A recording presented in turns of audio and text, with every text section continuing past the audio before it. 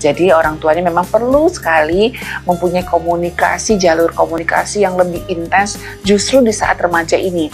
Ingat, mereka tetap ada dalam tubuhnya, tetap ada itu sosok si baby itu masih ada, hanya saja mereka saat ini sedang tertutup oleh selimut tebal akan kebutuhan penerimaan dari teman-temannya. Itu seperti cangkang yang nutupin dia gitu. Kita perlu bangun kepercayaan pada mereka dan tentu saja dengan konsekuensi. Kita bisa bilang sama dia, mama ini adalah orang tuamu dan punya tanggung jawab untuk menjaga kamu sayang. Kenapa? Ya mungkin kita tanpa sadar kita masih memperlakukan dia seperti kita memperlakukan dia di 2-3 tahun yang lampau pada saat masih kanak-kanak gitu kan. Jadi kita banyak memberikan perintah, memberikan instruksi, memberikan nasihat, padahal dia lagi nggak butuh nasihat gitu ya. Jadi memang pada anak remaja ini sebaiknya kita kalau mau ngasih nasihat permisi dulu gitu.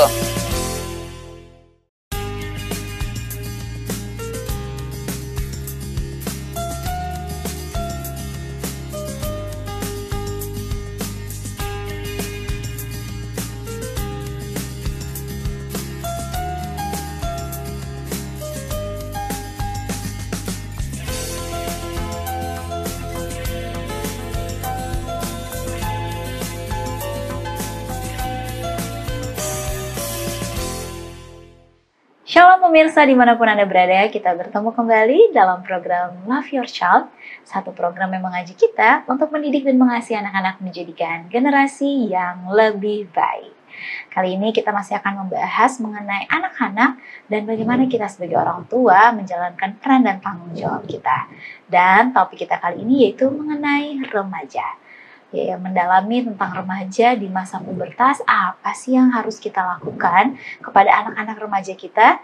Dan kita akan membahasnya bersama dengan narasumber yang telah hadir, yaitu Ibu Helena Valentina. Beliau merupakan seorang psikolog dan praktisi pendidikan. Shalom Ibu Helena. Shalom Eva. Apa kabar Bu Helena? Aduh, luar biasa lah pokoknya. Bisa ketemu sama Eva itu adalah anugerah loh. Oh betul, saya juga bisa ketemu dengan pemirsa juga. Ya. Adalah satu anugerah. Apa namanya, di saat banyak orang yang saat ini terbaring sakit ya, tapi kita masih bisa bertemu dan berbicara. Aduh, itu sebuah hal yang perlu disyukuri ya pemirsa ya. Betul. Dan buat yang sedang sakit tetap bersyukur karena masih ada nyawa yang Tuhan masih dipercayakan kepada kita. Artinya kita masih punya tugas hidup. Amin, menjalankan tugas hidup Khususnya sebagai orang tua ya, kalau masih punya anak di rumah. Menjalankan tugas sebagai orang tua. Dan kali ini kita ngomongin soal remaja Bu Helena. Iya, betul. Ngomongin remaja, baru dengar kata remaja mungkin pemirsa yang saat ini nonton langsung, aduh saya pusing nih kalau ada remaja. Saya langsung buka kacamata nih, karena tiba-tiba langsung gatel-gatel gitu. Nah, iya. Dan sekarang ngomongin soal remaja di masa pubertas. Udah remaja, masa pubertas lagi. Ya memang remaja itu ya pasti mengalami masa pubertas ya. Betul. Karena itu salah satu ciri dari remaja itu sendiri gitu. Dan kenapa kita bahas ini? Karena memang selama ini kita ngomong tuh tentang anak-anak usia SD usia ya. dini. Usia dini. Sementara sebenarnya perjuangannya nggak berhenti sampai di situ ya. Dan kalau boleh saya bilang sebenarnya tantangan yang terbesar pada orang tua biasanya ya ketika menjadi orang tua dari remaja. Wah, tapi sebenarnya nih Bu Helena, umur remaja itu tuh yang dikategorikan dalam remaja itu usia berapa?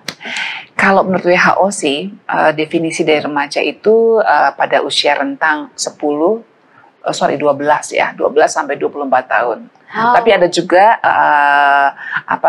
para pakar lain mengatakan dari umur 10 pun sudah bisa dibilang remaja karena sudah banyak yang masuk usia pubertas tuh di usia 10 seperti itu. Dan itu usia yang panjang banget. Kalau boleh saya bilang lorong yang sangat-sangat gelap, penuh tantangan, cobaan, dan kadang-kadang juga penuh dengan kegelisahan ya. Betul.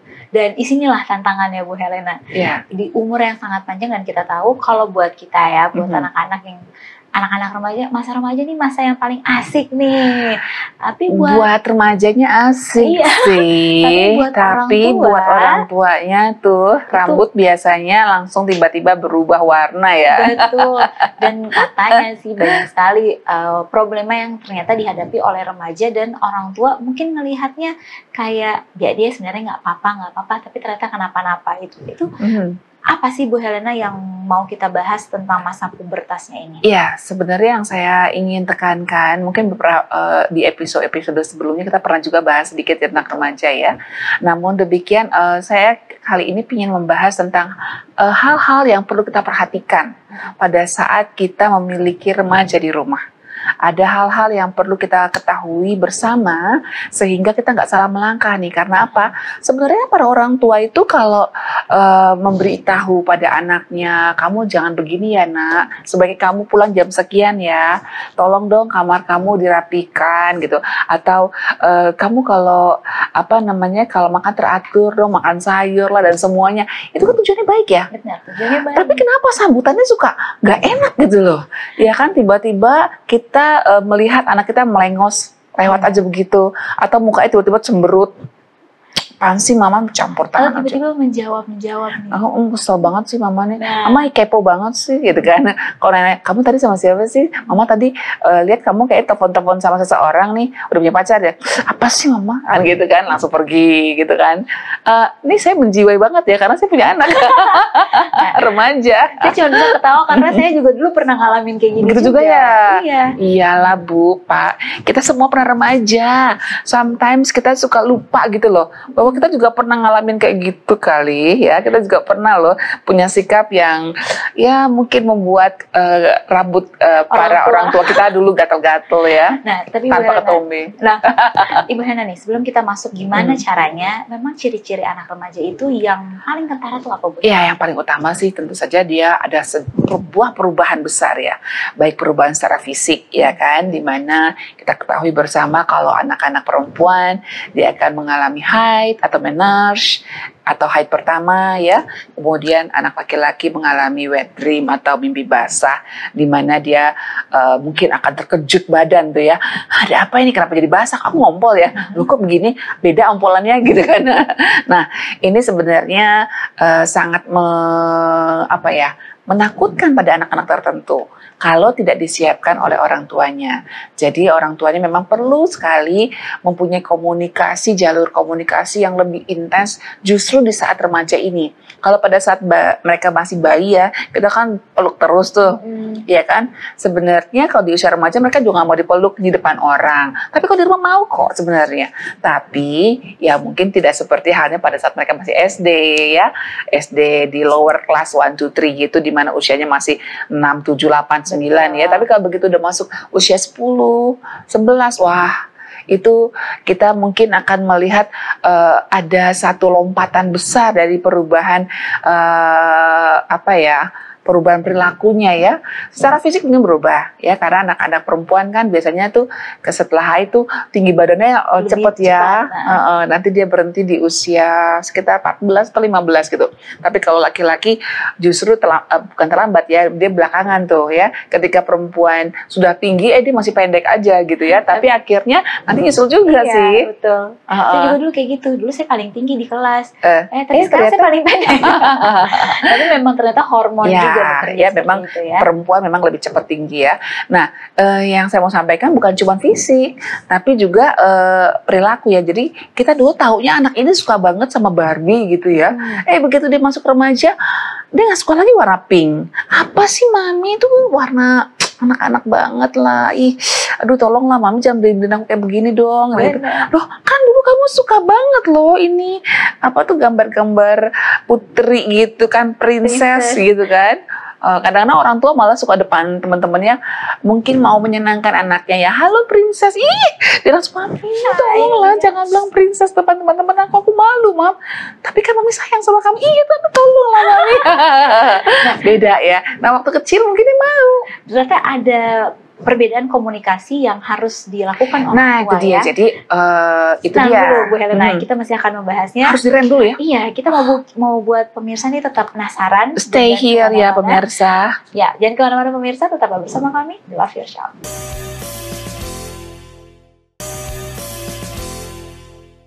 Kembali lagi di Love Your Child dan kita masih membahas mengenal remaja di masa pubertas. Nah, Ibu Helena, kalau remaja itu biasanya yang saya ingat kan sukanya jerawatan. Dan itu bikin kita kan jadi nggak pede ya. Pasti Ibu Helena juga pernah ngalamin kayak gitu kan? Bukan cuma satu, bisa selusin nih jerawatnya. selain perubahan dari fisik, pasti ada perubahan perilaku yang harus orang Iya, kalau perubahan fisik sudah lah ya, kita tahu lah ya, di mana-mana ada rambut, di mana buat mereka jadi mungkin apa ya, risih gitu ya. Kenapa ya kok ada sih rambutku di tanganku jadi makin banyak. Kemudian juga mungkin ada jerawat di punggung lah, di dada, ya kan. Dan itu sangat nggak nyaman buat anak-anak yang baru pertama kali ya. Apalagi kalau mereka nggak pernah dipersiapkan sama orang tuanya. Itu sebabnya memang orang tua perlu untuk ya anaknya kalau belum masuk masa remaja nih dipersiapkan saja bahwa nanti kamu kan sekarang 9 tahun nih gitu, mungkin umur 10, 11, 12 kamu akan mengalami yang namanya menstruasi pertama. Nah kamu perlu siapkan ini, kita siapin toolsnya gitu. Laki-laki oleh bapaknya mestinya ya, bapaknya mesti bercerita tentang pada saat nanti dia akil balik atau mulai masuk masa remaja, tiba-tiba kamu seperti ngompol, nah itu nggak usah kaget ya, itu namanya mimpi basah dan itu pertanda bahwa kamu normal gitu. Nah itu dijelaskan oleh para orang tua. Itu sebabnya anak-anak yang menjelang remaja usia 8, 9 tuh orang tua sudah mulai berpikir persiapkan anak-anaknya untuk mengetahui apa yang akan terjadi pada kehidupan dia di depan ini gitu, di tahun-tahun ke depan ini. Nah untuk perilaku, nah ini mungkin yang kita akan lebih banyak bahas di 2 segmen ini ya. Karena perilaku anak remaja ini kayak banyak sekali dan kadang udah bikin kita orang tua capek. Bangun kesiangan ya, bangun kesiangan dong. Bisa loh tidur sampai jam 11 gitu kan. Dan itu rupanya bukan keluhan di satu keluarga saja, tapi banyak keluarga gitu. Betul, Ibu. Sehingga disuruh renungan pagi juga ogah-ogahan gitu. Tapi bukan berarti orang tua langsung nyerah dong. Ya kan kita perlu sampaikan pada dia bahwa ya Tuhan harus yang nomor 1 di dalam kehidupan kita. Jadi kalau di rumah tuh untuk mensiasati itu ya untuk melatih kesabaran kami juga sebagai orang tua, ya kami diskusi bahwa kita punya program untuk beribadah pagi gitu, ya kan. Dan biasanya kan kita biasa aja nih kebaktian bersama, tapi kalau udah remaja kan mereka suka bangun siang dengan alasan masih ngantuk gitu, nggak seperti pada saat masih SD ya, dimana masih bisa dibangunin dengan mudah. Tapi begitu masuk remaja nih, aduh bergumul kita ya, kita bisa sampaikan bahwa ini adalah untuk kalian, buat kita juga, bahwa kita tempatkan Tuhan nomor 1. Jadi kita harus ibadah pagi-pagi, ya sepakati ya saja jam berapa nih maunya, ya kan, apakah jam 4, jam 5, jam 6 gitu. Nah tergantung juga resikonya apa, nanti kalau jam 6 buru-buru dong mau ke kantor atau ke sekolah. Nah berarti kita ambil kesepakatan, biarkan anak-anak tuh memutuskan, oke, jam 5 lewat 10, aduh tanggung amat sih ya jam 5 lewat 10, tapi nggak apa-apa, kita hargai. Nah kita berdoa bersama di situ, sehingga mereka juga punya hak untuk memutuskan setelah berdoa atau beribadah bersama, habis itu mau ngapain, ya kasih kesempatan sama mereka juga. Mau lanjutkan tidur, silakan. Karena apa? Ya memang kebutuhan mereka tidur lebih banyak sih.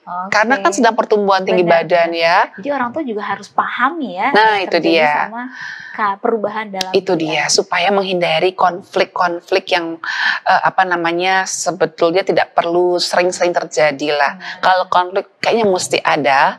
Rasanya langka lah kalau nggak ada keluarga yang nggak pernah konflik sama anak remajanya ya, berarti ada kelainan nih. Nah ini Bu Helena, kadang ini masalah dalam remaja juga. Saya memposisikan nih, saya jadi flashback waktu saya remaja. Karena kan anak remaja suka diundang untuk acara-acara. Itu dia. Acara-acara tuh sampai malam. Dan balik lagi, tadi Bu Helena katakan kebutuhan anak remaja adalah eksistensinya dia. Kalau saya nggak ikut, saya nggak diterima dong sama teman-teman remaja. Nah itu kita sebagai orang tua harus gimana? Iya, jangan lupa bahwa dia bukan lagi baby doll kita atau si princess kita, atau ini anak laki-laki yang penurut anak emas kita, golden boy kita. Ingat, mereka tetap ada dalam tubuhnya, tetap ada itu sosok si baby itu masih ada. Hanya saja mereka saat ini sedang tertutup oleh selimut tebal akan kebutuhan penerimaan dari teman-temannya. Itu seperti cangkang yang nutupin dia gitu. Jadi kalau kita bilang anak-anak nggak boleh untuk keluar malam karena acara ulang tahun kah, atau mungkin ada acara organisasi di sekolah mereka gitu ya, Betul. atau komunitas mereka, atau mungkin juga di tempat ibadah. Kadang-kadang anak muda suka diajak acara malam ya, jadi panitia apa. Nah, kita mau larang seperti pada saat mereka masih kecil, atau mungkin pada saat kita dulu waktu remaja juga nggak boleh kok keluar malam. Betul. Nah, itu saya pikir tidak bijaksana ya. Nah, tapi kan kalau mereka pulang malam, Bu Helena, ya kasihan dong mereka pulang malam dengan banyak resiko yang terjadi betul, di luar takutnya sana. di luar ada Benar. kejahatan dan sebagainya ya. Jangan-jangan nanti mereka gaul sama siapa nih kan gitu ya. Ya, kita perlu siasati. Apa sih yang kita takutkan? Coba kita pikirkan dan juga kita analisa dengan baik. Misalnya kita takut dia berkawan dengan orang-orang yang gak benar. Ya udah bilang sama dia, kamu pergi sama siapa nak? Boleh nggak mama kenal? Coba bawa ke sini dong. Apa tuh namanya teman-teman kamu, biar mama bisa siapin makanan enak deh buat mereka gitu. Jadi kita perlu bangun kepercayaan pada mereka, dan tentu saja dengan konsekuensi. Kita bisa bilang sama dia, mama ini adalah orang tuamu dan punya tanggung jawab untuk menjaga kamu sayang. Walaupun kamu sudah besar, tapi mama itu sangat sayang sama kamu dan gak mau kayak ada apa-apa terjadi sama kamu. Tolong yakinkan mama bahwa mama ini punya anak yang bisa dipercaya gitu ya. Jadi yang pertama kita perlu kenali teman-temannya siapa aja sih. Makanya memang orang tua yang punya anak remaja sebaiknya perlu membuka rumah dan buka kulkas. Betul.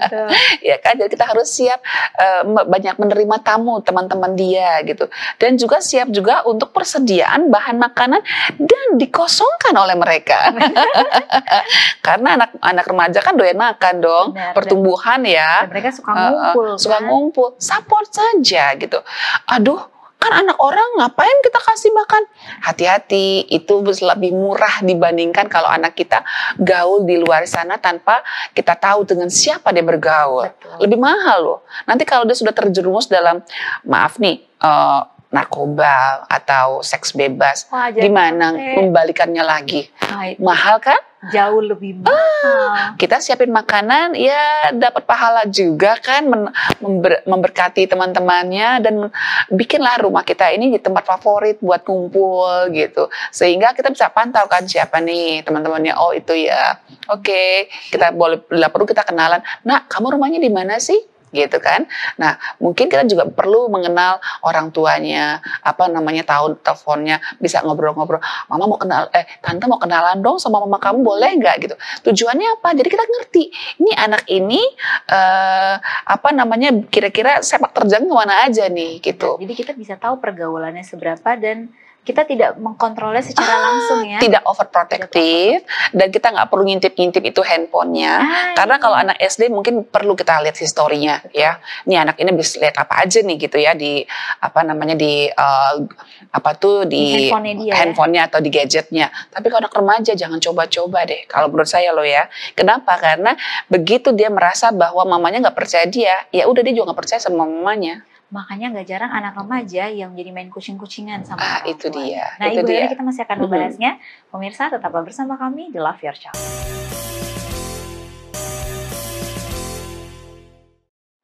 Kembali lagi di Love Your Child dan kita masih membahas mengenal remaja di masa pubertas. Nah, Ibu Helena, ngomongin remaja lagi itu banyak sekali. Tadi mereka nggak suka tuh yang namanya diintip-intip handphonenya. Makanya nggak jalan, mereka jadinya nggak percaya sama orang tuanya. Iya. Kan?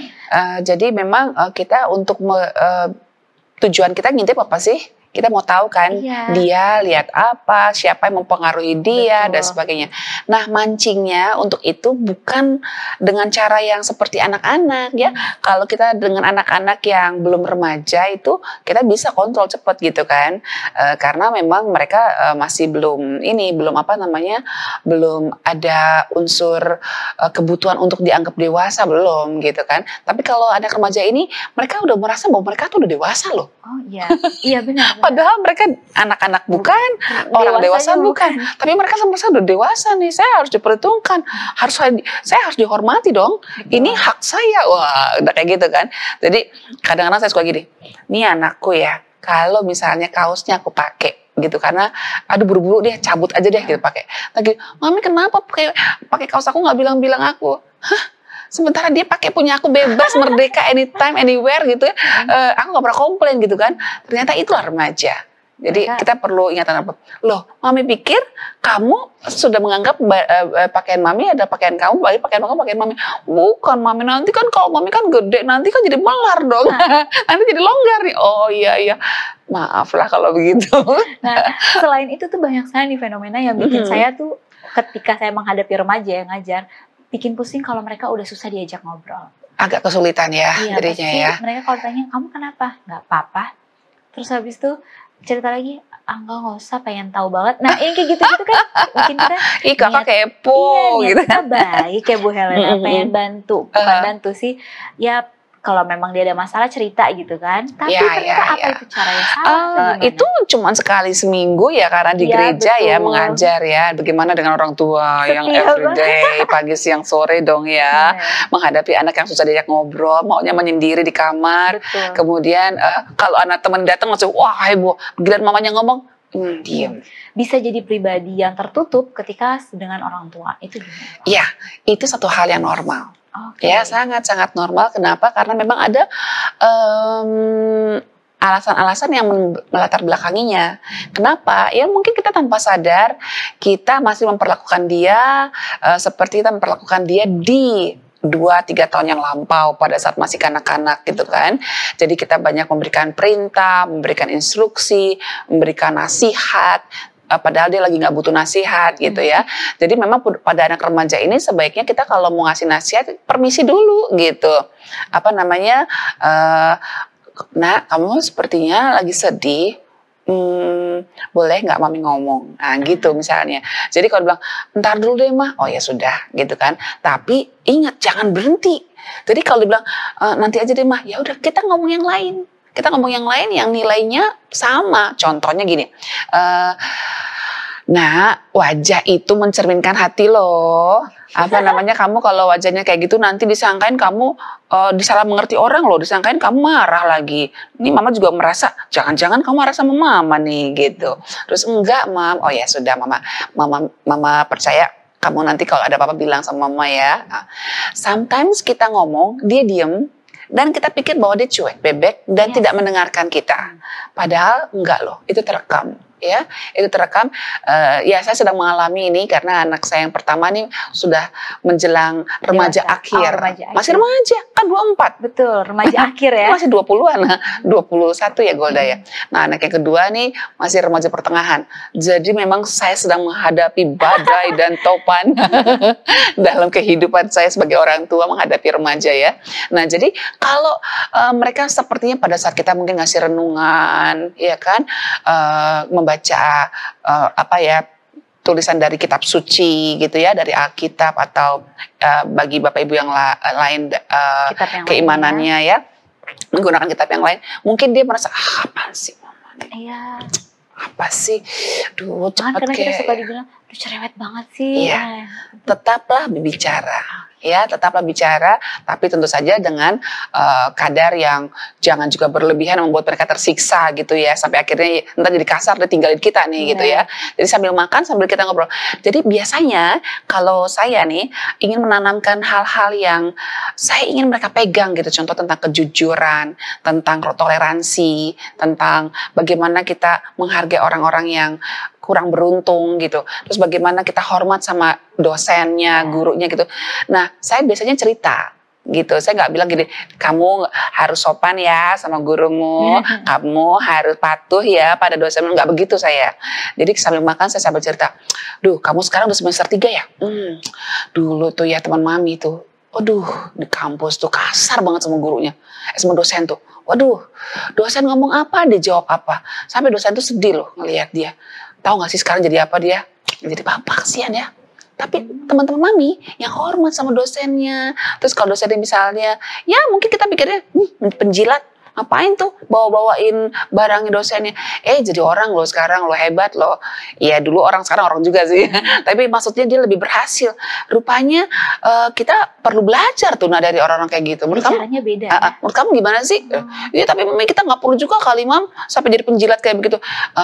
Yang namanya penjilat tuh apa ya? Nah jadi dibuka diskusi.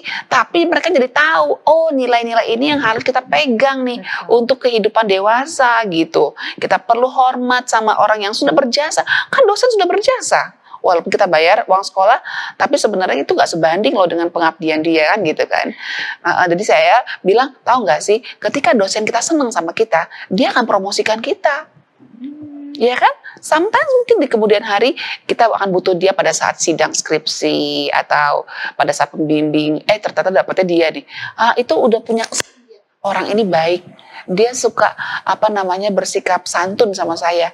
Kalau ketemu saya bilang selamat pagi, Pak, selamat siang, Pak. Wah, orang kayak begini nih udah membuat saya jatuh hati. Wah, kita enak loh, jalannya enak banget loh. Jadi maksudnya di sini tuh cara penyampaian Iya. pada anak menasehatinya bukan langsung kamu gini gitu Iya, ya. jadi tetaplah buka jalur komunikasi. Wah. Jadi kalau kita bisa gini, kita lagi makan nih, kita ngomong, mereka diem, malah sambil buka-buka handphone. Iya.